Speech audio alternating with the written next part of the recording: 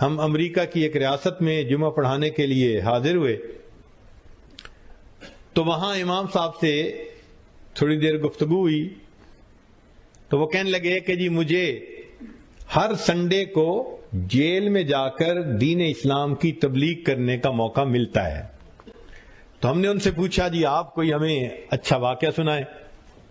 وہ کہنے لگے تھوڑی دیر میں تو بیان آپ کا شروع ہو جائے گا, میں آپ کو صرف ایک واقعہ سناتا ہوں, سنا دیجئے.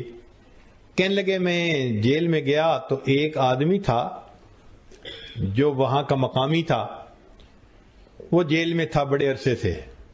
اس کو میں نے اسلام کے بارے میں بتایا, سمجھایا, اس نے کلمہ پڑھ لیا. تو میں نے اس کا نام علی رکھا اور اب اس کو میں نے دین سکھانا شروع کیا. طہارت کیا ہوتی ہے, فرض کیا ہوتے ہیں, نماز کیا ہوتی ہے, جو ضروریات دین تھیں وہ میں نے اس کو سکھانی شروع کی. تو وہ میرے بہت قریب ہو گیا.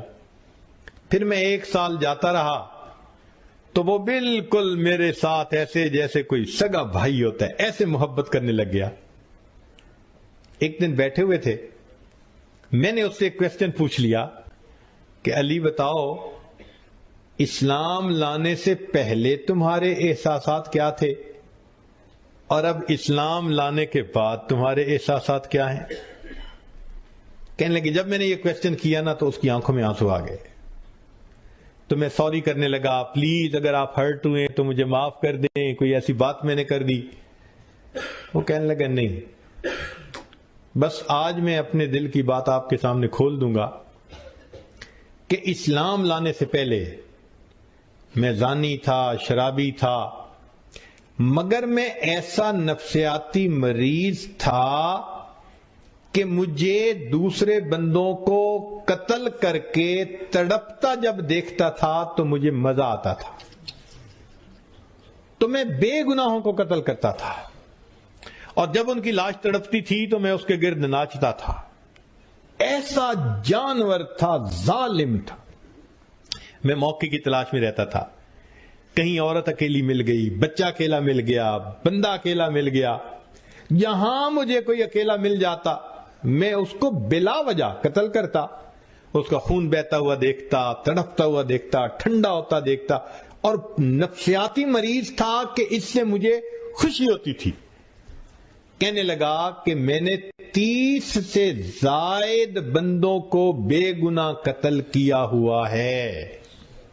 یہاں تو میں آیا ہوں ایک چھوٹے سے جرم میں اور 6 مہینے کے بعد میں بات پر نکل جاؤں گا. کسی کو میرا پتہ نہیں چلا کہ میں نے کتنے مرڈر کیے ہیں.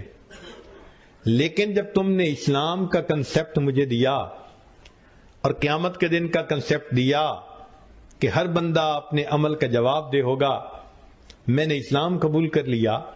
اب میں جب قیامت کے دن کے بارے میں سوچتا ہوں نا کہ میں اللہ کے سامنے پیش ہوں گا اور وہ مجھ سے پوچھیں گے کہ تم نے یہ ظلم کیوں کیا تھا, تو کہنے لگا کہ میرا دل ڈرتا ہے, خوف کھاتا ہے, اور اب میرا دل اتنا حساس ہو گیا ہے کہ جب مجھے ہفتے کے بعد کمرے سے نکالتے ہیں تھوڑی دیر کے لیے تو میں باہر قدم رکھتے ہوئے اس کا بھی خیال کرتا ہوں پاؤں کے نیچے کوئی چیونٹی بھی آ کے نہ مرنے پائے. جو کفر کے زمانے میں 30 سے زائد بے گناہ لوگوں کو قتل کرتا ہے, جب قیامت کا تصور اس کے ذہن میں اتر جاتا ہے پھر اللہ اس کا دل ایسا بنا دیتے ہیں کہ وہ چلتے ہوئے یہ بھی خیال کرتا ہے کہ پاؤں کے نیچے چیونٹی آ کے بھی نہ مرنے پائے. ملک شاہ ایران کا بادشاہ گزرا ہے. میں اپنی بات کو ذرا سمیٹتا ہوں. وہ اپنے پولیس والوں کے ساتھ ایک مرتبہ 3 دن جنگل میں شکار کھیلنے کے لیے چل رہا. پولیس والوں نے وہاں ایک گائے دیکھی جو چر رہی تھی اور کوئی بندہ ساتھ تھا نہیں. انہوں نے اپنے آپ میں ہی سوچ لیا کہ یہ شاید آزاد گائے ہے. چلو انہوں نے اس کو پکڑ کے ذبح کیا اور اس کا گوشت انہوں نے بھون کے کھایا. وہ گائے ایک بڑھیا کی تھی. جب اس کو دوسرے دن پتا چلا کہ میری گائے کو تو ذبح کر دیا گیا تو وہ آئی اور اس نے پولیس والوں کو کہا کہ بھائی آپ لوگوں نے میری گائے کو ذبح کر دیا, تو اب آپ ایسا کریں کہ مجھے پیسے دے دیں, میں دوسری گائے خرید لوں. میرا تو گزارا ہی اس کے دودھ، مکھن، دہی، لسی کے اوپر ہوتا تھا۔ پولیس والوں نے کہا کہ ہمارے پاس تو پیسے نہیں ہیں۔ اس نے کہا اچھا اگر آپ کے پاس پیسے نہیں تو بادشاہ سے مجھے بات کرنے دیں۔ ان کا نہیں، ہم آپ کو نہیں موقع دیتے بادشاہ سے بات کرنے کا۔ تو وہ بوڑھی عورت بڑی پریشان ہوئی کہ اب میں کروں تو کیا کروں۔ اس نے کسی کو اپنا دکھ سنایا، وہ سمجھدار آدمی تھا۔ اس نے کہا دیکھو بادشاہ نے 2 دن کے بعد واپس جانا ہے، اور واپسی میں ایک دریا ہے جس کے اوپر پل ہے، اس پل سے ہی اس نے گزرنا ہے۔ تم چلی جاؤ، پل پہ بیٹھ جاؤ، جب بادشاہ کی سواری گزرنے لگے تو سواری کو روک کے بات سنا دینا، بادشاہ تمہیں گائے کے پیسے دے دے گا، اچھا بندہ ہے۔ لو جی، بوڑھی اماں وہاں پہنچ گئی۔ جب تیسرے دن بادشاہ کی سواری وہاں سے گزرنے لگی تو بڑھیا اٹھی اور بادشاہ کے گھوڑے کی لگام اس نے پکڑ لی، کھڑا کر لیا۔ تو محمد شاہ نے پوچھا، ملک شاہ نے پوچھا کہ اماں میری سواری کیوں روکی ہے؟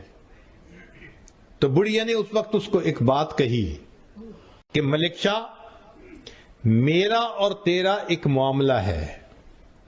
ملک شاہ، میرا اور تیرا ایک معاملہ ہے، میں یہ پوچھنا چاہتی ہوں اس پل پہ چکانا چاہتا ہے یا قیامت کے دن پل صراط پہ چکانا چاہتا ہے؟ کہتے ہیں کہ بوڑھیا نے جب یہ بات کی نا تو اس کی آنکھوں میں سے آنسو آ گئے، نیچے اترا، بات پوچھی اور اس کو 7 گایوں کی قیمت دی، 7 گایوں کی، اور 7 گایوں کی قیمت دے کے ہاتھ جوڑ کے کہا کہ اماں ادھر ہی معاف کر دینا، میں پل صراط پہ جواب دینے کے قابل نہیں۔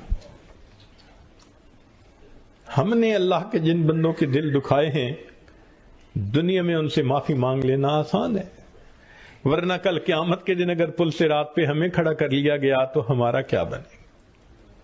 اس لیے قرآن مجید میں ہے کہ کچھ لوگ ہوں گے اللہ تعالیٰ کے سامنے سے جب جائیں گے نا، آپ نے دنیا میں دیکھا نا ایئرپورٹ پہ سکیننگ مشین ہوتی ہے، ایک ایک کر کے جاتے ہیں، تو جس کے پاس کوئی میٹیلک چیز ہوتی ہے تو بیپ آ جاتی ہے، تو وہ پھر اس کی تفتیش کرتے ہیں، اور جس کے پاس کچھ نہیں ہوتا وہ سیدھا گزر جاتا ہے۔ قیامت کے دن اسی طرح ہوگا، ایک ایک بندہ جئتمونا فرادا کما خلقناکم اول مرہ، اللہ فرماتے ہیں ایک ایک کر کے تم میرے سامنے سے جاؤ گے۔ وہ سکین ہو رہے ہوں گے سارے بندے، اور جنہوں نے دوسروں کے دل دکھائے ہوں گے اور دوسروں کے لیے وبال جان بن کے رہے ہوں گے اور اللہ کے حکموں کو توڑا ہوگا،